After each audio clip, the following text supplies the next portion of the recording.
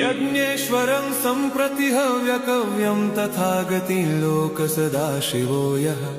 आराधितो यश्च ददाति सर्व नमामि दानप्रियमिष्टदेवं नमामि सोमेश्वरं स्वतन्त्रम् उमापतिं तं विजयं नमामि नमामि विघ्नेश्वरनन्दिनाथं पुत्रप्रियं तं शिरसा नमामि देवं भवदुःखशोकविनाशनं चन्द्रधरं नमामि नमामि गङ्गाधरमीशमीड्यमुमाददं देववरं नमामि पुरन्दरादिसुरासुरैरचितपादपद्मं नमामि देवी मुखवादनान इक्षार्थमक्षित्रितयं यैष पञ्चामृतैर्गन्धसुधूपदीपैर्विचित्रपुष्पैर्विधैश्च मन्त्रैः